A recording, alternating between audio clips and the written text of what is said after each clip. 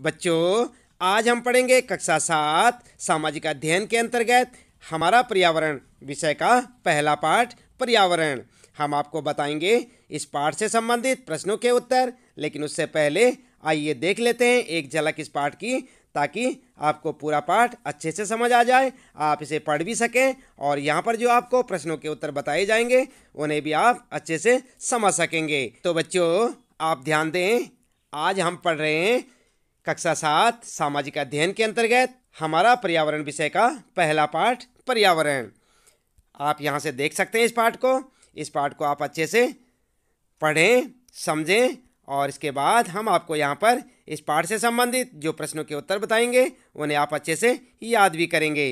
तो आप ध्यान दें बच्चों, पर्यावरण क्या होता है आप जानते होंगे, आपने पिछली कक्षाओं में भी इसके बारे में पढ़ा होगा। पर्यावरण का मतलब होता है एक ऐसा आवरण जो हमें चारों ओर से ढके रहता है, उसे कहते हैं पर्यावरण। और पर्यावरण जो है कई प्रकार के पर्यावरण होते हैं, जैसे कि आप देख सकते हैं यहाँ पर पर्यावरण जो है प्राकृतिक पर्यावरण और इसके बाद मानवीकृत पर्यावरण होता है। तो इस प्रकार से आप जो है पूरी जानकारी लें इस पाठ को पढ़कर, और इसके बाद हम आपको बताएंगे इस पाठ के अंत में जो प्रश्न दिए हुए हैं तो उनके उत्तर हम आपको बताने वाले हैं। आप देख सकते हैं यहाँ पर ये है इसके अभ्यास प्रश्न, और देख सकते हैं कि निम्न प्रश्नों के उत्तर दीजिए। परितंत्र क्या है? प्राकृतिक पर्यावरण से आप क्या समझते हैं? पर्यावरण के प्रमुख घटक कौन कौन से हैं? मानव निर्मित पर्यावरण के 4 उदाहरण दीजिए। तो ये सारे जो यहाँ पर प्रश्न हैं बच्चों, इन सारे प्रश्नों के उत्तर हम आपको यहाँ पर बताने वाले हैं। तो चलिए शुरू कर लेते हैं, ज़्यादा देर न करते हुए जान लेते हैं इस पाठ से संबंधित प्रश्नों के उत्तर। तो आप देख सकते हैं यहाँ पर सबसे पहले पाठ के अंतर्गत पूछे गए प्रश्न और उनके उत्तर। तो यहाँ पर पहला प्रश्न आपके लिए, आप ध्यान दें, अपने आसपास के स्थल को देखिए और आपके पड़ोस में भूमि का उपयोग किस किस प्रकार हो रहा है उसकी सूची बनाइए। और ये प्रश्न आपको देखने को मिलेगा बच्चों पेज नंबर 3 पर। आप देख सकते हैं पाठ के आंतरिक प्रश्न ये, इसे देखें आप पेज नंबर 3 पर, और इसका उत्तर लिखेंगे आप इस प्रकार से लिखेंगे। उत्तर में लिखेंगे खेती, सड़कें, औद्योगिक क्षेत्र, दुकानें, इंस्टीट्यूट और रेजिडेंटल बिल्डिंग इत्यादि। तो इस प्रकार से आप पहले प्रश्न का उत्तर लिखेंगे। देख रहे हैं ना आप, ये है आपका पहला प्रश्न और उसका उत्तर इस प्रकार से लिख सकते हैं। इसके बाद ये दूसरा प्रश्न है आपका, और दूसरे प्रश्न में आप देख सकते हैं क्या पूछा है। अपने घर एवं स्कूल में आप जो पानी उपयोग करते हैं वह कहाँ से आता है? हमारे दैनिक जीवन में पानी की विभिन्न उपयोगों की सूची बनाएं। क्या आपने किसी को पानी व्यर्थ करते देखा है? ये प्रश्न मिलेगा बच्चों आपको, ये भी पेज नंबर 3 पर आप देख सकते हैं। अपने पहले पाठ के यहाँ पर पेज नंबर 3 पर देखें। और उत्तर में क्या लिखेंगे आप? उत्तर लिखेंगे हम जो पानी अपने घर एवं स्कूल में उपयोग करते हैं वह दिल्ली जल बोर्ड से आता है। पानी के उपयोग की सूची इस प्रकार से आप बना सकते हैं। तो ध्यान रखें बच्चों, यहाँ पर सारे के सारे बच्चे दिल्ली जल बोर्ड ना लिखें।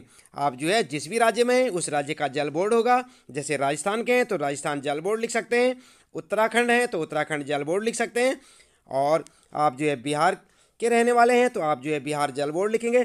इसी प्रकार से यहाँ पर जो है ध्यान दें आप, खास तौर पर यहाँ पर दिल्ली की जगह अपने अपने राज्य का नाम लिखें, अपने राज्य का नाम लिखें यहाँ पर, और उसके बाद लिखें उसके आगे जल बोर्ड से आता है। पानी का उपयोग की सूची आप बनाएंगे तो कैसे बनाएंगे? यहाँ पर देख सकते हैं आप पॉइंटों के माध्यम से।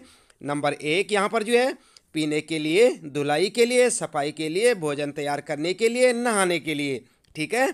उसके बाद दूसरे नंबर पर लिखेंगे आप सीवर में छोड़ने के लिए, और उसके बाद उत्तर में लिखेंगे आप हाँ, मैंने ऐसे बहुत से लोगों को देखा है जो कि विभिन्न प्रकार से जल को बर्बाद करते हैं। वे जब तक अपने दांतों में ब्रश करते हैं तब तक नल को खुला रखते हैं।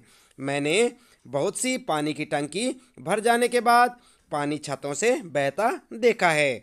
प्रत्येक दिन मैंने देखा है कि बहुत से लोग अपनी कार धोते हैं और सड़क को भी, जो उनके घर के सामने की होती है। सड़क के किनारे लगे नल से पानी बहता रहता है लेकिन कोई बंद नहीं करता है।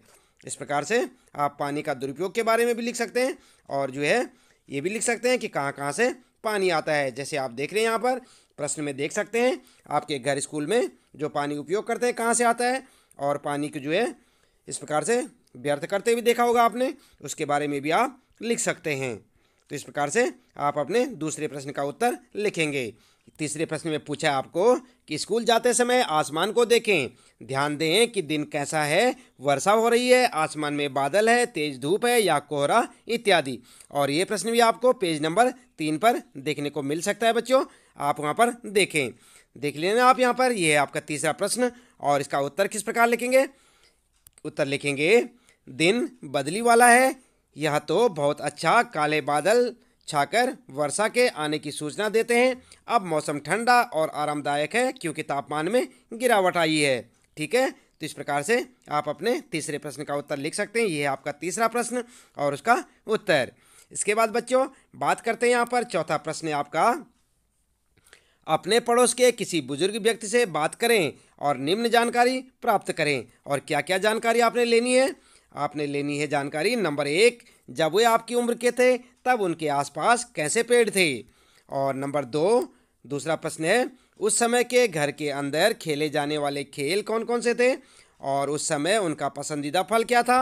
और गर्मी एवं सर्दी का मौसम वे कैसे बिताते थे।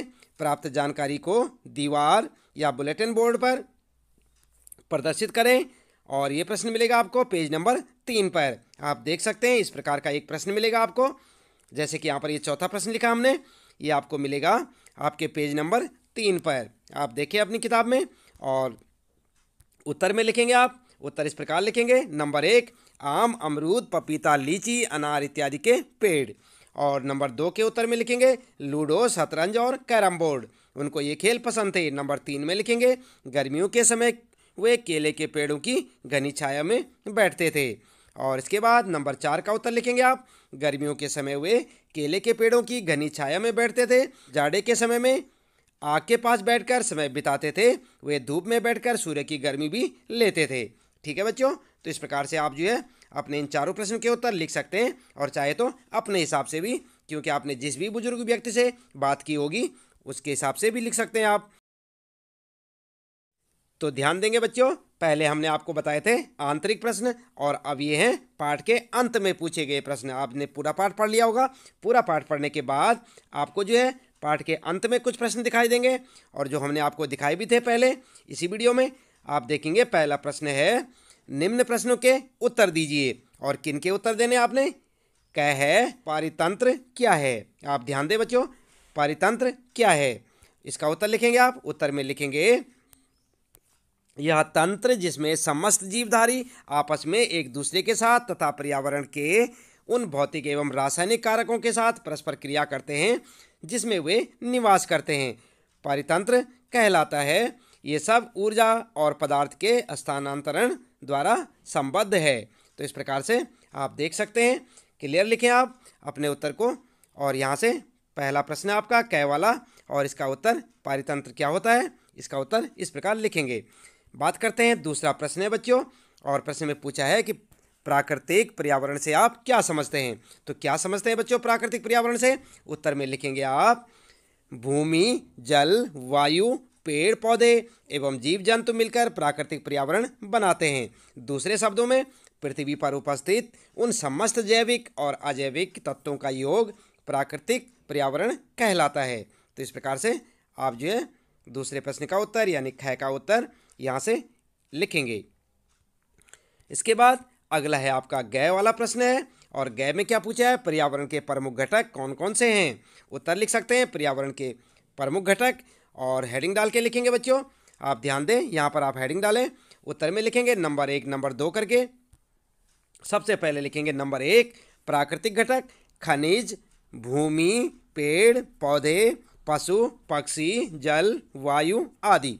ठीक है, और दूसरे नंबर पर लिखेंगे मानव निर्मित घटक कौन कौन से हैं, यातायात के साधन, संचार के साधन, उद्योग, पार्क आदि, क्योंकि ये सब मानव ने निर्मित किए हैं।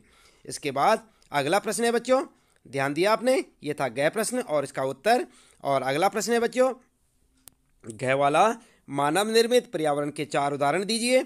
तो आप जो है उदाहरण कैसे देंगे, मानव ने क्या क्या बनाया। उत्तर में लिखेंगे मानव निर्मित पर्यावरण के उदाहरण और हेडिंग डाल के लिखेंगे बच्चों यातायात के साधन, संचार के साधन, उद्योग, पार्क आदि। ठीक है, तो इस प्रकार से आप लिख सकते हैं, इन्हें याद भी करें बच्चों। उसके बाद आपके लिए प्रश्न है 6 वाला, स्थल मंडल क्या है। तो क्या है स्थलमंडल? आपने पाठ में पढ़ा होगा बच्चों। उत्तर लिखेंगे पृथ्वी की ठोस परपटी या कठोर ऊपरी परत को स्थलमंडल कहते हैं। ध्यान दें आप, काफी इंपॉर्टेंट है। स्थलमंडल क्या है? पृथ्वी की ठोस परपटी या कठोर ऊपरी परत को स्थलमंडल कहते हैं। यह चट्टानों एवं खनिजों से बना होता है एवं मिट्टी की पतली परत से ढका होता है। यह पहाड़, पठार, मैदान, घाटी आदि जैसी विभिन्न स्थलाकृतियों वाला विषम धरातल होता है। ये स्थलाकृतियाँ महाद्वीपों के अलावा महासागर की सतह पर भी होती हैं या पाई जाती हैं। स्थलमंडल वह क्षेत्र है जो हमें वन, कृषि एवं मानव बस्तियों के लिए भूमि, पशुओं को चरने के लिए घास स्थल प्रदान करता है। यह खनिज संपदा का भी एक स्रोत है। ठीक है, तो थोड़ा उत्तर लंबा है बच्चों, लेकिन आप ध्यानपूर्वक लिखें और इम्पोर्टेंट है यहाँ पर ये प्रश्न, इसको याद भी करें। हो सकता है आपकी परीक्षा में भी आ जाए। स्थलमंडल किसे कहते हैं या स्थलमंडल क्या है, तो आप ध्यान दें। और इसके बाद अगला है बच्चों प्रश्न है आपके लिए 6 वाला, जीवीय पर्यावरण के 2 प्रमुख घटक क्या हैं? तो क्या हैं प्रमुख घटक? आप उत्तर में लिखेंगे जीवीय पर्यावरण के 2 घटक हैं पेड़ पौधे और नंबर दूसरा पशु पक्षी। ठीक है, और इसके बाद अगला है आपके लिए प्रश्न जैव मंडल क्या है? और काफ़ी इंपॉर्टेंट है ये बच्चों, ये प्रश्न आपके लिए भी काफ़ी इंपॉर्टेंट है। तो ध्यान दें आप, उत्तर में लिखेंगे पादप एवं जीव जंतु मिलकर सजीव संसार का निर्माण करते हैं जिसे जीव मंडल कहते हैं। यह पृथ्वी का वह संकीर्ण क्षेत्र है जहाँ स्थल, जल एवं वायु मिलकर जीवन को संभव बनाते हैं। तो ध्यान दें बच्चों, जैसे मैंने आपको बताया कि बहुत इंपॉर्टेंट है ये क्वेश्चन आपके लिए, आप जो है इसको याद रखें कि जीव मंडल क्या है और इस प्रकार उत्तर लिखेंगे। आगे बात करते हैं बच्चों, दूसरा प्रश्न है सही।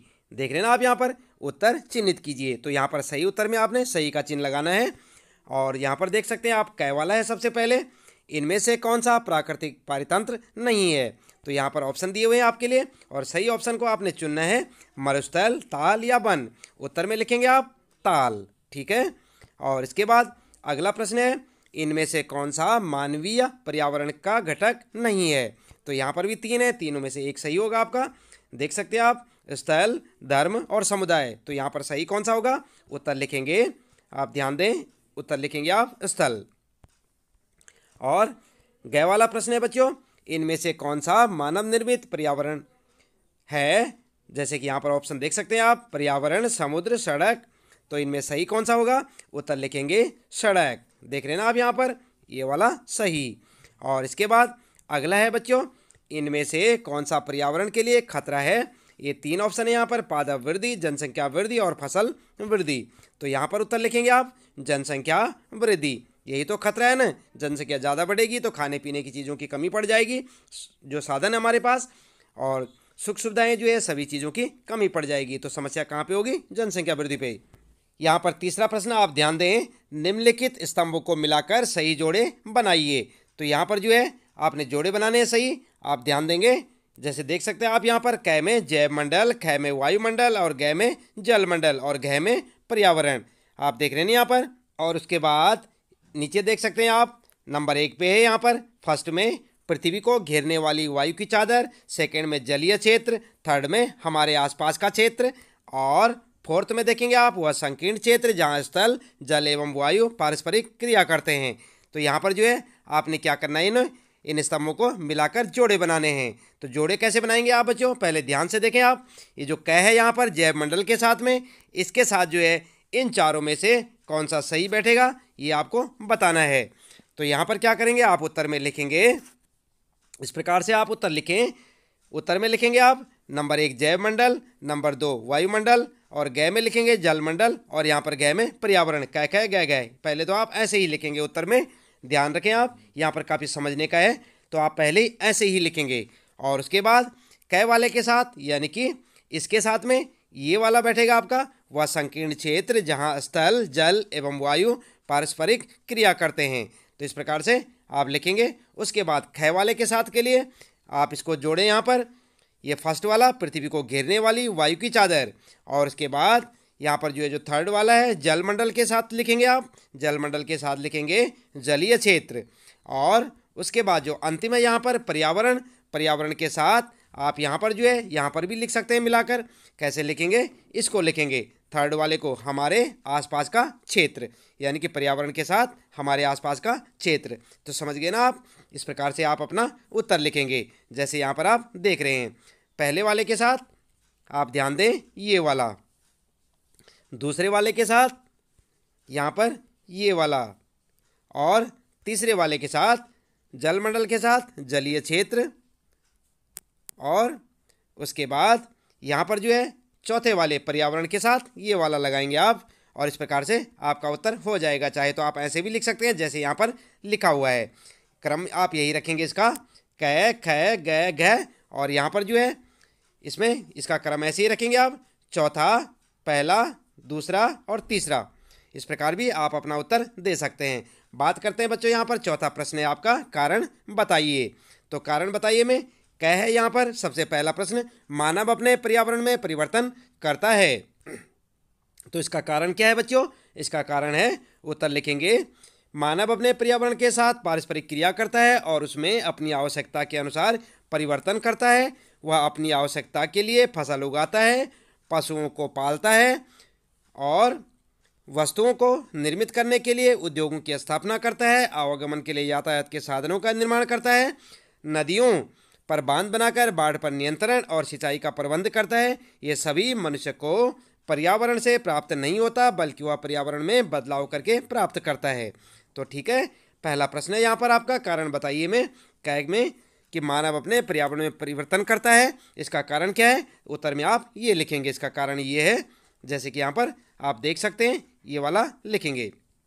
उसके बाद ख वाला प्रश्न है, पौधे एवं जीव जंतु एक दूसरे पर आश्रित हैं, तो इसका भी कारण बताइए। कारण बताना आपने, तो कारण क्या है? तो कारण क्या है में उत्तर लिखेंगे आप। उत्तर लिखेंगे, सभी पेड़ पौधे, जीव जंतु और मानव अपने आसपास के पर्यावरण पर आश्रित होते हैं, प्रायः वे एक दूसरे पर भी आश्रित हैं। जीवधारियों को आपसी एवं अपने आसपास के वातावरण के बीच का संबंधी पारितंत्र का निर्माण करता है। अधिक वर्षा वाले वन, घास स्थल, रेगिस्तान, पर्वत, झील, नदी, महासागर एवं छोटे से ताल का भी एक पारितंत्र हो सकता है।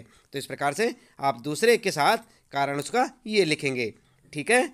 और उसके बाद बच्चों यहाँ पर जो है पांचवा प्रश्न आपके लिए, क्रियाकलाप में यानी एक्टिविटीज में ये एक आदर्श पर्यावरण की कल्पना कीजिए जिसमें आप रहना चाहेंगे। अपने इस आदर्श पर्यावरण का चित्र बनाइए, ठीक है। तो आपने यहाँ पर जो है अपने हिसाब से एक आदर्श पर्यावरण का जिसमें आप रहना चाहेंगे, वहाँ पर किस तरह का माहौल होगा उसका एक चित्र बनाना है। और उसके लिए बच्चों आप इस प्रकार से एक चित्र बना सकते हैं, जैसे कि आप यहाँ पर देख सकते हैं। आप जो है इस प्रकार का एक चित्र बना सकते हैं और उसमें दिखा सकते हैं कि आपके आसपास का वातावरण कैसे होगा, ठीक है। तो यहाँ पर जो है प्रश्न के साथ में आपके इस पाठ से संबंधित प्रश्नों के उत्तर यहाँ पर समाप्त होते हैं। तो इसी प्रकार लगातार देखते रहे वीडियो और जुड़े रहे हमारे साथ। चैनल को सब्सक्राइब अवश्य कर दें और बेल आइकन भी दबा दें ताकि आपको आने वाली प्रत्येक वीडियो की नोटिफिकेशन मिलती रहे, और लाइक और शेयर करना ना भूलें। तो बच्चों आज के लिए इतना ही काफ़ी है, मिलते हैं फिर अगली वीडियो में। आपका दिन शुभ हो।